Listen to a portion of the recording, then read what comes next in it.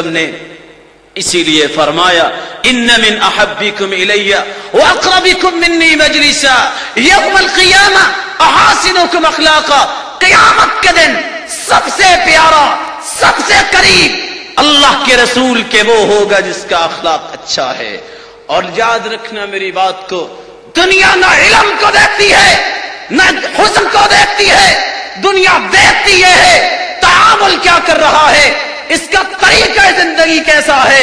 اسی لیے اللہ کے رسول صلی اللہ علیہ وسلم کو اللہ سبحانہ و تعالی نے بھی فرمایا وَلَوْ كُنْتَ فَضًّا غَلِيظَ الْقَلْبِ لَانْفَضُّوا مِنْ حَوْلِكَ، اگر آپ کے اندر اخلاق نہ ہوتا، اخلاق کے پیکر نہ ہوتے، یہ جو جمگھٹا لگا ہوا ہے یہ کبھی تیرے پاس نہ آتے۔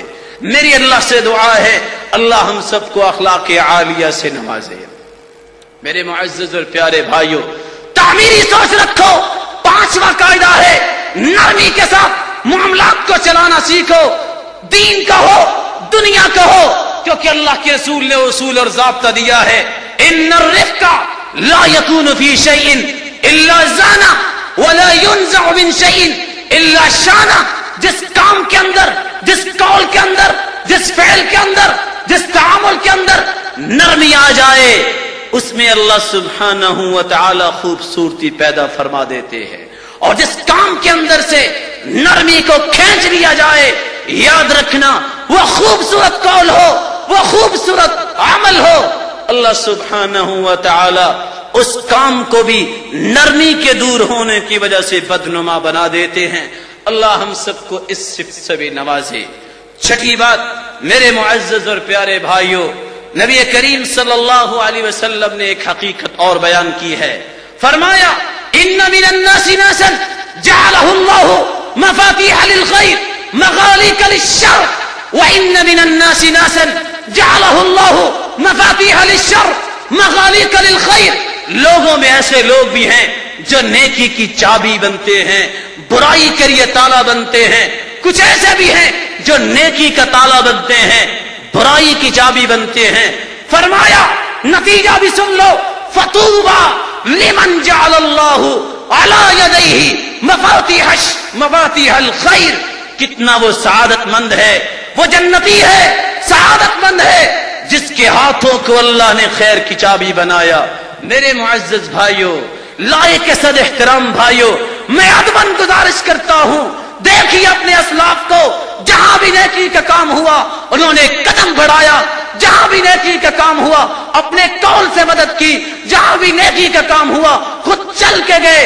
آج ہمیں بھی اس منہج کو اختیار کرنا ہے، اور فرمایا وَوَيْلٌ لِمَنْ جَعَلَ اللَّهُ مَفَاتِيحَ الشَّرِّ عَلَى يَدَيْهِ، وہ ذلیل ہوا، وہ دنیا میں خسارہ پا گیا، قیامت کے دن بھی خسارہ پائے گا جس نے اپنے ہاتھوں کو، اپنی قوتوں کو، اپنی صلاحیتوں کو، اپنے اقوال کو، اپنے افعال کو برائی کے لیے، چابی کے لیے پیش کیا۔ اللہ ہم سب کو محفوظ فرمائے۔ آخری گزارش میرے معزز اور میرے پیارے بھائیوں، اس گزارش کو میں سب سے پہلے اپنے سے شروع کرتا ہوں، پھر میں آپ کو ادباً گزارش کروں گا، اصلح نفسک یصلح لک الناس۔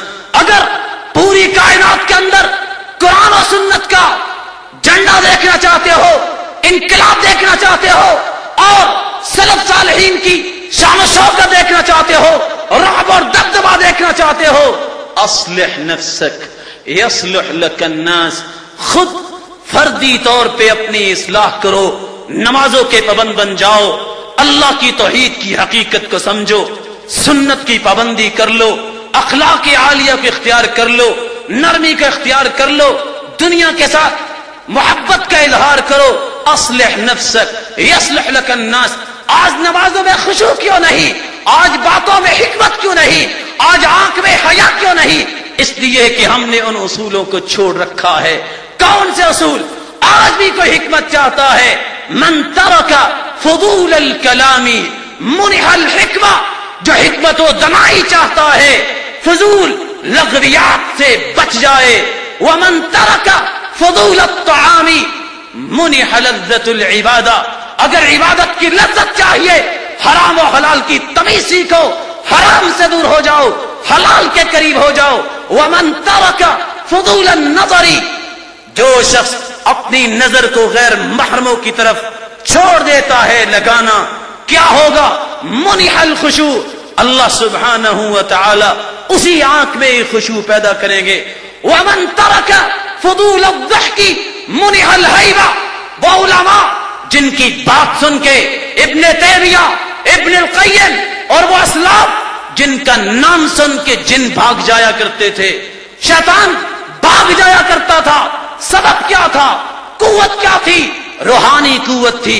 آج بھی اگر ہیبت چاہتے ہو، آج بھی رعب چاہتے ہو، دبدبا چاہتے ہو، من ترک فضول الضحک منح الہیبہ، آج زور زور سے کہہ کے لگانا، مجلسوں کو گرم کرنے کے لیے، ساتھیوں کو خوش کرنے کے لیے، ان کاموں کو چھوڑ کر مہذب بنیے، تعمیری سوچ بنائیے، تخریبی سوچ نہ بنائیے.